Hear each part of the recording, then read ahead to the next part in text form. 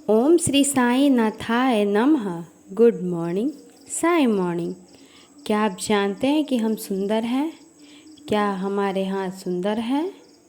बोलिए। आप सभी को लगता है कि हम बहुत सुंदर हैं, हम बहुत सुंदर हैं, सभी को लगता है ना।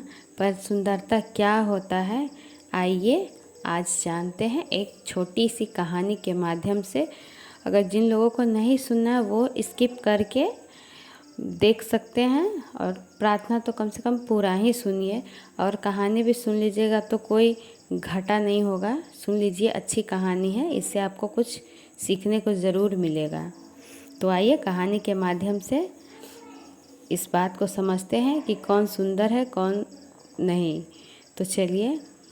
तो एक नदी पे 5 से 6 औरत नहा रही थी, और नदी का पानी जो था ना वो बहुत साफ था।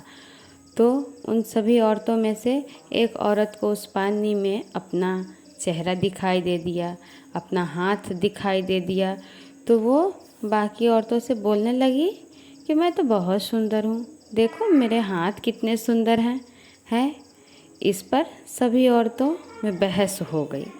सभी औरतों ने कहा कि अरे मैं सुंदर हूँ तो मैं सुंदर हूँ, अरे मैं ज़्यादा सुंदर हूँ। उसी नदी के पास एक औरत थी जो बहुत ही थकी थी, भूखी प्यासी भी थी।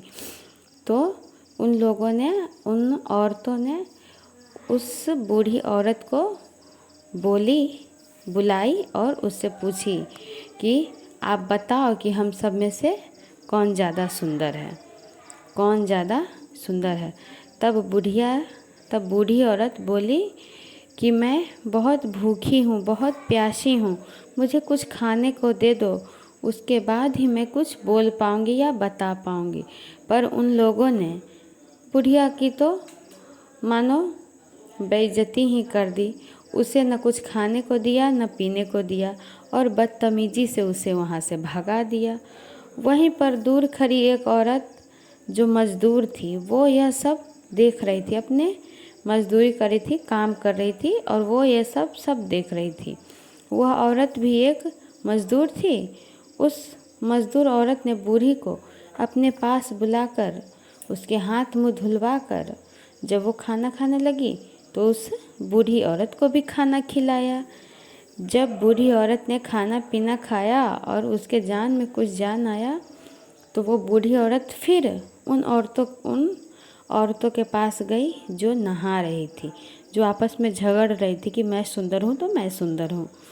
तो तब सभी औरतें तब बूढ़ी बोली कि देखो सबसे ज़्यादा सुंदर वो वहाँ पे जो काम करी है ना औरत, मज़दूर है, वो है जो अपने सुंदर सुंदर हाथों से मुझे खाना खिलाया, मुझे पानी पिलाया, मुझे सहारा दिया। तब यह सब सुनकर वो सभी औरतें हंस पड़ी और बोली, अरे तू क्या जाने सुंदरता क्या होती है। वो लोग इतनी घमंडी थी कि बुढ़िया को कैसे बोले, अरे तू क्या जाने कि सुंदरता क्या होती है, सुंदरता के बारे में तुम कुछ भी नहीं जानती। इस पर बूढ़ी औरत ने बहुत सरल उत्तर दिया, बहुत अच्छा से बोली कि सुंदर हाथ वो नहीं जो अच्छे अच्छे गहने पहने, सुंदर हाथ तो वो हैं जो अच्छे कर्म करते हैं और ज़रूरतमंदों की सेवा करते हैं। हाथों की सुंदरता अच्छे कर्मों से बढ़ती है, न कि सुंदर सुंदर गहनों से। हमारे आसपास न जाने ऐसे कितने सारे लोग हैं जो कि बहुत परेशान और पीड़ित हैं। हमें उनकी सहायता और सेवा करने के अवसर के रूप में समझना चाहिए, मानवता के अवसर के रूप में समझना चाहिए। हम लोग तो ज़्यादा किसी की मदद नहीं कर पाते हैं, लेकिन हम सभी लोगों के लिए प्रार्थना तो कर ही सकते हैं। प्रार्थना करने में तो कोई खर्चा नहीं है, कोई एक पैसा भी नहीं लगता है ना। तो क्यों ना हम वही प्रार्थना ही सभी लोगों के लिए कर लेते हैं, और वही प्रार्थना ही सबसे अच्छी सेवा होगी सभी के लिए। ये ज़रूरी नहीं कि हम किसी की पैसे से ही मदद कर सकते हैं। अगर हमारे पास पैसे नहीं हैं तो कोई बात नहीं, हम किसी के लिए प्रार्थना तो कर ही सकते हैं, प्रार्थना करके उनकी मदद कर सकते हैं।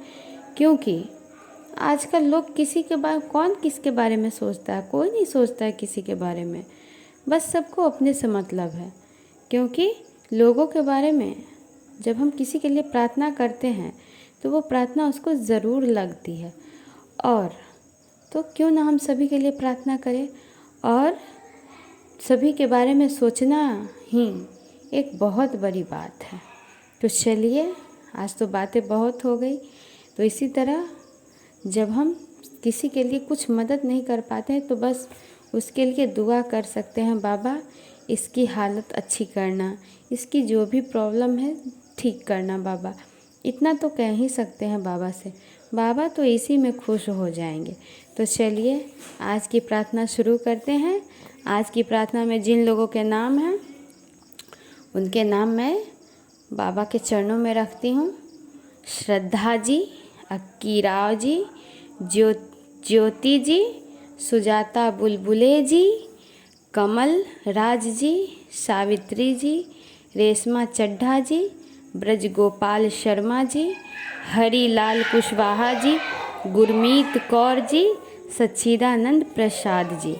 बाबा इन सभी के जीवन में जो भी परेशानी है बाबा जल्दी से दूर कर दीजिए बाबा, क्योंकि ये सभी लोग सच्चे और अच्छे बच्चे हैं, आपके अच्छे बच्चे हैं बाबा। ये लोग सब दिन सुबह उठकर 7 बजे उठकर हमेशा प्रार्थना में शामिल होते हैं, आपकी प्रार्थना करते हैं बाबा। और आपकी प्रार्थना में तो इतनी शक्ति है बाबा कि आप जो नीचे है उसको ऊपर उठा देते हो बाबा। प्लीज़ बाबा, जो अर्श पे है उसको, जो फर्श पे है उसको आप अर्श पे बैठाते हो, जो गरीब है उसको आप अमीर बनाते हो बाबा। तो प्लीज़ बाबा, जितने भी नाम आपके चरणों में आए हैं, चाहे हमारे इस साईं प्रार्थना में जितने भी लोग हैं बाबा, सब पर अपनी रहम कृपा बरसाना बाबा, रहम नज़र करना मेरे मालिक। तो चलिए बाबा के 11 वचनों को पढ़कर प्रार्थना को संपूर्ण करते हैं। हाथ में उदी ले लीजिएगा। जो शिरडी में आएगा आपद दूर भगाएगा, चढ़े समाधि की सीढ़ी पर, पैर तले दुख की पीढ़ी पर, त्याग शरीर चला जाऊंगा, भक्त हेतु दौड़ा आऊंगा। मन में रखना दृढ़ विश्वास, करे समाधि पूरी आस, मुझे सदा जीवित ही जानो, अनुभव करो सत्य पहचानो।